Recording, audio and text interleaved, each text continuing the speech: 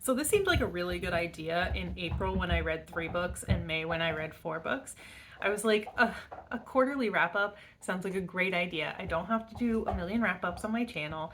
I can just sit down, do one slightly longer one. I mean, it'll only be like 10 or 12 books anyway. It's going to be great. And then June happened.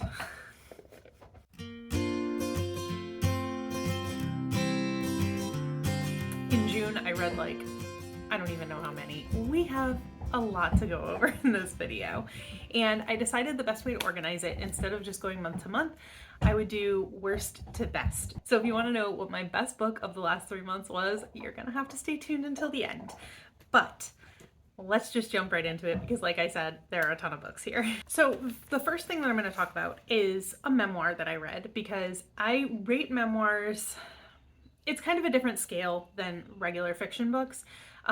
Memoirs, I basically just give them 5 stars. If I make it to the end, which is very important, that'll be coming up later. If I make it to the end of the memoir, I basically just always give it 5 stars, because I'm not going to judge someone's lived experience. I just say if I was able to finish it, it gets 5 stars, because that is your experience and good for you for putting it out there in the world to be judged by people, I guess. So I did read 2 memoirs, but we're only going to talk about one right now. Again, I read High Risk Homosexual by Edgar Gomez, and I gave it 5 stars because of all the reasons I just said.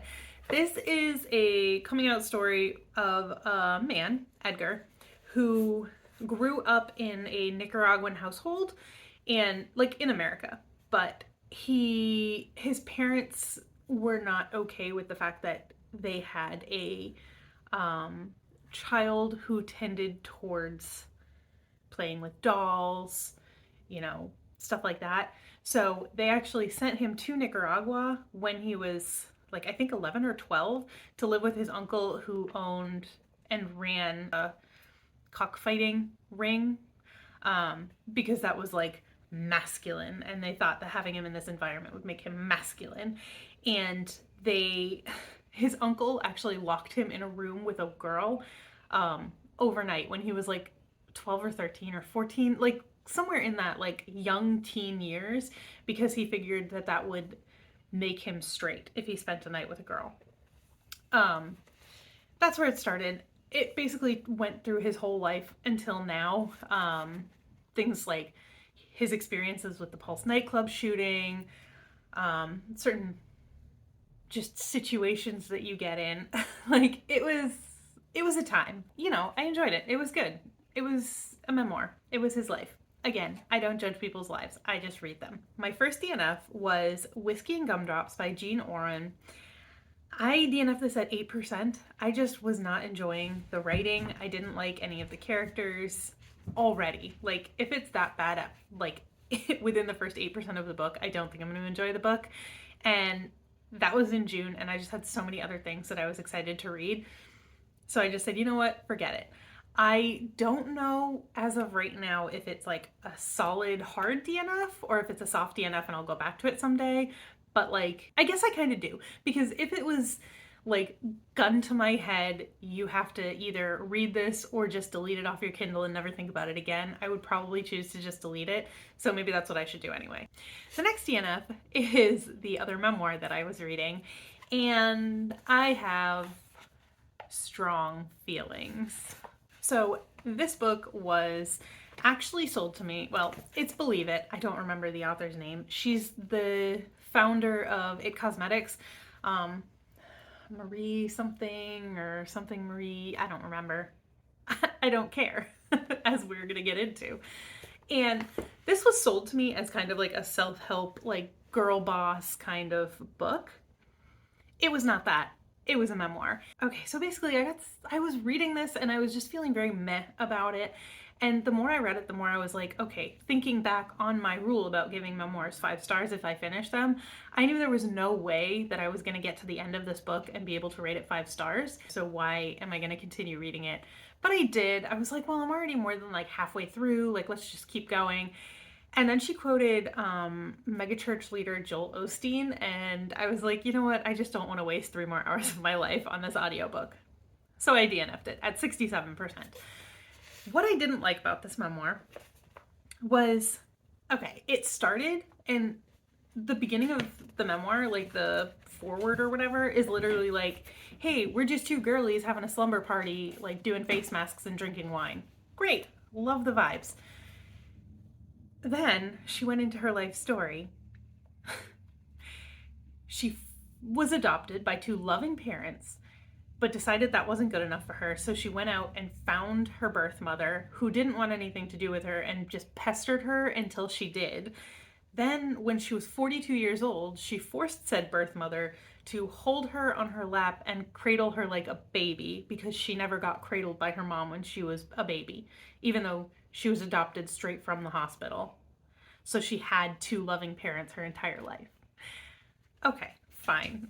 A little weird, but whatever. But the amount of unrelatable material in this book.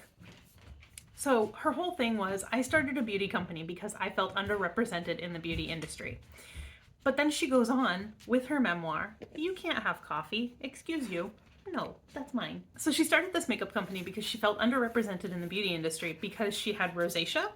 But then the rest of the book goes on to chronicle her life, like, oh, well, I was a news anchor on TV, and then, oh, well, I was on Big Brother season 1 and I was one of the finalists. Like, I came in 4th place. I made it through the whole season. Like, oh, I'm underrepresented in the beauty industry, but I was Miss Washington, USA. And like, I dated a Major League Baseball player and like all this stuff. And it was just like, girl, can't relate, not enjoying. Yeah. And so the whole thing was just very unrelatable. It wasn't what I signed up for. And in general, I just did not like her. Like, we would not be friends at a slumber party doing face masks together. So that was it. All of that said, luckily, I actually had a fairly decent quarter of reading. I had a ton of 5 stars, which it took me like 3 months to get a 5-star, and now I feel like everything is a 5-star, which makes me seem kind of unreliable as a reviewer, but that's neither here nor there. I did not have a single 1-star or 2-star book in the last 3 months, so that's exciting. I had 2 3-stars. I had Bring Me Your Midnight and The Branded. I did an entire vlog about The Branded, so I am not really going to go into it here, but it is an arc that I had. I gave it 3 stars. I wanted more from the characters. Like, I wanted more character development. I wanted to know more about their motivations, who they were. Their relationships seemed a little weird to me. Overall, I thought it was a fun concept. It was a quick read, and it was good if you like YA fantasy.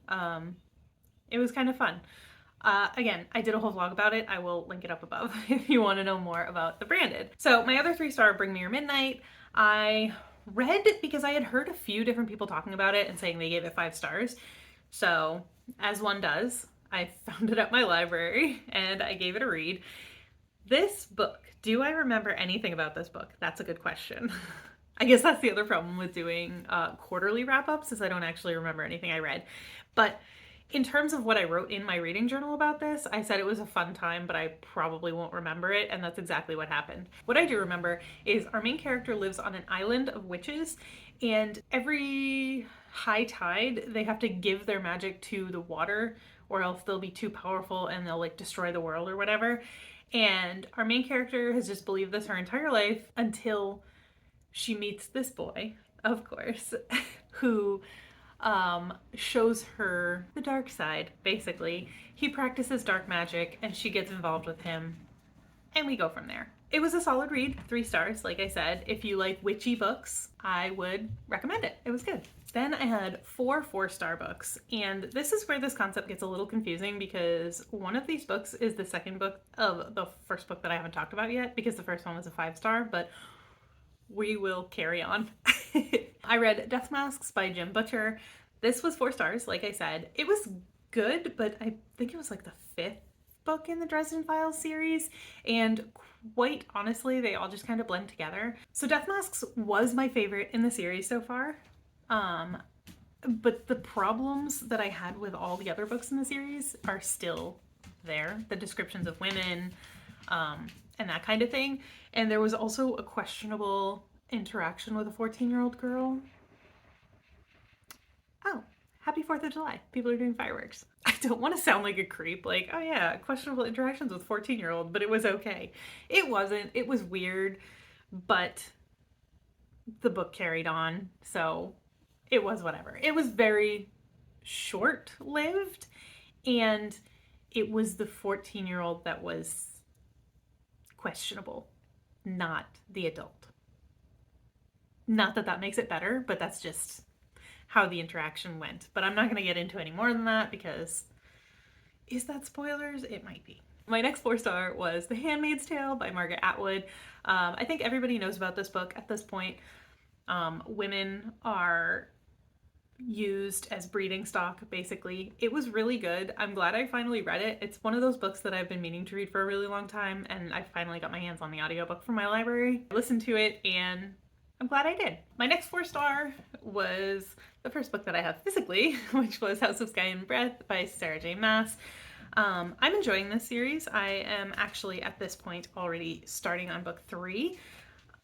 And I'm enjoying it. We're following Bryce and Hunt in the first book. Well, I don't really need to talk about the first book because the first book is on the list. So yeah, this was a 4-star. We will come back to this series in a little bit. And my last 4-star was The Bands of Mourning by Brandon Sanderson. This is the 3rd book in the 2nd era of Mistborn. So again, it's a continuation. I can't really say too much about it. But the 2nd era of Mistborn, basically all you really need to know is that you are following Wax and Wayne in a Wild West type fantasy setting. So basically there's magic, but there's also guns. And it's just one of those things. I didn't necessarily think that I would love the series, but I do really enjoy the characters, except for Wayne, who has humor like a 12-year-old boy. But other than that, I do enjoy the characters. And at the end of the day, it's Brandon Sanderson and it's Mistborn. So awesome magic system, fun banter, what's not to like? Then we get into the 4.5s, which I had 2. So the first one is Loveless by Alice Oseman. I don't know how to explain how I feel about this book. So the reason it lost half a star is because the end of it, I feel like it just kind of dragged a little bit. The whole like Shakespeare play aspect of it, I didn't really care too much about. But for like the meat of the story, like the heart of the story, being about this girl who's trying to figure herself out going into college, why she's always felt different, why she's always felt immature, and like finally being able to put the name to her feeling. This is a book that I wish had existed when I was in high school. It's not perfect. It's absolutely not perfect. I think some of the representation in it is not great, but I've said quite a few times on this channel before that I have been looking and kind of searching for a book with ace rep that I liked. I'm very critical of them, and I just haven't found one that I really connected with before. This is it. This is the book. So I do not connect 100% with the main character of this book. We are not the same, but some aspects of her experience are very similar to aspects of my experience. And I think that would have been very helpful when I was in high school. But again, it lost a little bit because I just didn't really care. I felt like it was a little bit too long. I didn't care about the whole Shakespeare play thing. Some of the representation was a little off to me, but overall, I really enjoyed it. Then we had Funny Story by Emily Henry. I really enjoyed this book. It was a little out there, the plot, but it pulled together very well. We are following Daphne. She is a children's librarian, and Miles, who I'm not going to tell you his profession because it might be a little bit of a spoiler, like a tiny little bit for the beginning of the book. And they are thrown together because Daphne's fiance and Miles's girlfriend were childhood best friends. They ended up realizing that they were in love with each other and dumping Daphne and Miles. And then Daphne and Miles ended up moving in together and being kind of reluctant roommates. And then, because of reasons, they ended up RSVPing to their ex's wedding and fake dating. Fun. Fake dating, forced proximity, all that good stuff. This was a really good book. In general, I wasn't 100% sold on Miles as a love interest, but other than that, really solid Emily Henry once again. And now we get to the 5 stars. And these 5 stars are going to be in order from like, not worst, but like worst best to best best, if that makes sense. I did order them like a rank of, what is it? 1, 2, 3, like the top 5 from 5, 4, 3, 2, 1. And we are starting with not House of Sky and Breath, but House of Earth and Blood by Sarah J. Maas, got 5 stars. I really enjoyed this book. We are following Bryce and Hunt. A whole group of Bryce's friends, including her best friend Danica, were all brutally murdered 2 years before the main part of the story takes place. Hunt is an angel who is basically like a detective, kind of, and they are working together to figure out what happened to the Pack of Devils, which is the friend group. Really great. Don't think I need to go into a lot of detail again because this is a very popular series. It's Sarah J. Maas, so of course it is. But I was a little late getting on the train for this one, but I am so glad I did. I binged through book 1 and 2, and again, like I said earlier, I am already starting on book 3. Next, we have The Bone Season by Samantha Shannon. This is a book with a kind of like psychic arts-based magic system. Our main character gets kidnapped and thrown into a penal colony with a bunch of other people that basically they are trying to turn into slave soldiers, I guess. It takes place in our world, but like an alternate universe of London. And we have this, oh, what is a spoiler? I don't know what's a spoiler for this because it's been a while since I read it. So I don't know like what we actually know and what we find out during the book. So, yeah, but basically our main character is thrown into a penal colony where she is kind of forced to use her magic for a specific purpose. So good. I love Samantha Shannon's writing, and I actually recommended this book to my best friend and my husband. I told them both to read it. That being said, I have not continued with the series yet, so it is yet another series added to the list of ongoing series. Loved it. Really good. Next, I had Anxious People by Fredrik Backman. This book I love. Okay, am I just going to say that about every 5-star book? I love this book because that's not really helpful. Anxious People by Fredrik Backman. First of all, Fredrik Backman's writing style, I know it's translated, so I mean, I'm just going to assume that it's like a perfect translation. I love his writing. I love his writing. I love his humor. And I love his storytelling style of just like taking very mundane things and just like weaving them together into like this beautiful story. Anxious People is about okay, sorry, I'm laughing because part of the book is like they just keep going back to like, this is a story about a bank robbery, this is a story about a heist, this is a story about like a kidnapping or a hostage situation. It's like at one point it's like, this is a book about a bridge, like, so that kind of thing. What is this story actually about? We have our, is it our main character? I feel like it's not. But at the beginning of this book, there is a person and they try to rob a bank. It is a cashless bank. And so they get out of there and they run from the police and they run into the first place that they can find, which is an apartment that is open for a showing. So then our bank robber actually turns into a hostage. It turns into like a hostage situation where our bank robber ends up holding all of these people hostage. That is not the story, but like if you've ever read a Fredrik Backman before, you know, like it's very hard for me to tell you what the story is about because it takes until the end of the book to really figure out what the story is about, if that makes sense. I had the same experience with Beartown, which was also a 5-star read. Those are the only 2 Fredrik Backmans that I've read so far, but I cannot wait to read more because I absolutely love his storytelling style. The next book I'm going to talk about is a little bit bittersweet because it is the end of an era on my channel. All good jokes must come to an end. 5-star book, Malice. It took me like a year to read this book, but I absolutely loved it. I love Corbin as a character. I love everyone, really. Oh my god, I love this book. Okay, so this is a Viking inspired fantasy where I feel like at the end of book one, like by the end of book one, we don't even really know what's going on. Like, you're getting a little bit of the story, but I feel like in the next three books it's going to expand so much more that anything I could say about this would not really be helpful in terms of telling you about the plot of the series. But basically, like I said, it's a Viking inspired fantasy with kind of like a good versus evil aspect to it. It is multiple POVs. There are, I think, like 10 different POVs in this book.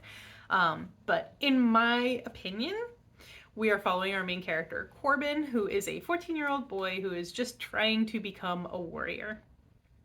And then it just kind of goes off the rails, basically. But I love this book so much.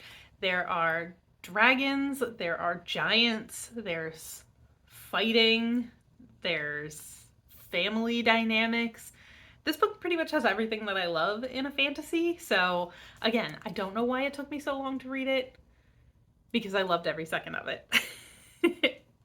And again, as with Crescent City, I have already started Valor, which is book 2 in this series, and loving it. And finally, we have made it to the best of the best, my favorite book that I read in the last 3 months that I will not be able to say enough good things about, and that is Blood Over Brighthaven by M.L. Wong. I loved this book. This is a dark academia fantasy with like a very interesting magic system, and excellent world building. For the fact that it is a standalone fantasy, it's only 500 pages or so, and in those 500 pages, you get amazing world building, like immaculate, masterful world building, a very interesting magic system, and just like really great characters and character development. I will say there is a part of this book that's a little bit heavy-handed, but other than that, like masterfully done. In this, we are following Sayana. Sayana is the first female high mage ever in, what's the city called? Tiran? In Tiran, which is an industrial utopia where everything is run off of magic. And the magic system is basically, like, she's a high mage, and her job is basically to, like, code the magic. So they basically have these things that are like magical typewriters, and she just like types up a bunch of stuff, and that's how they run the city. She discovers an ancient secret, it says on the back. And that like changes her entire life. This basically embodies the female experience in academia, if we're being honest.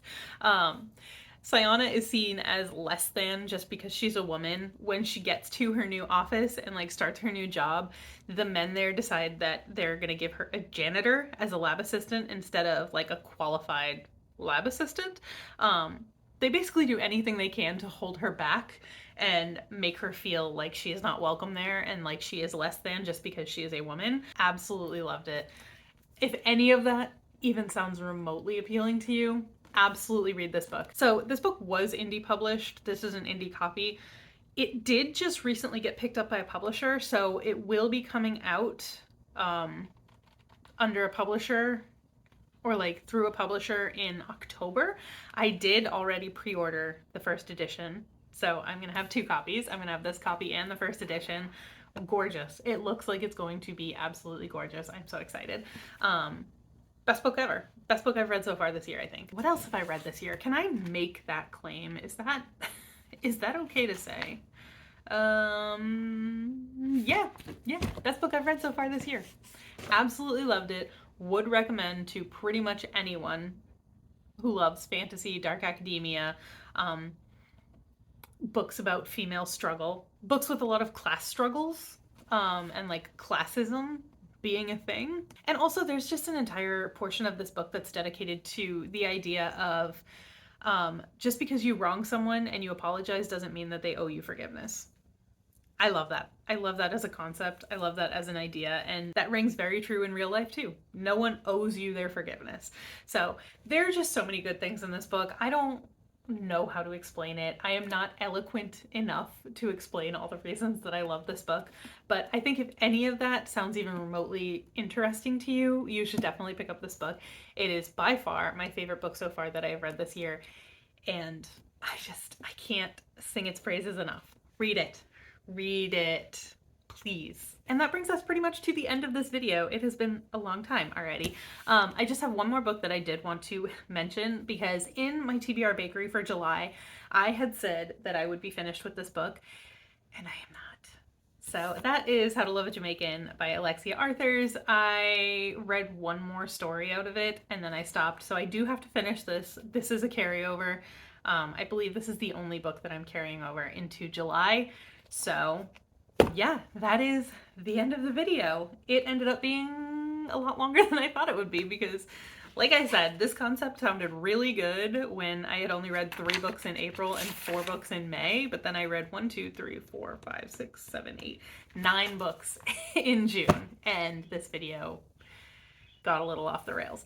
So that's it from me today. I hope you enjoyed. Let me know what your favorite book that you read in the last quarter was, and I will be back with another video soon. All right, I hope you have a great day. Bye.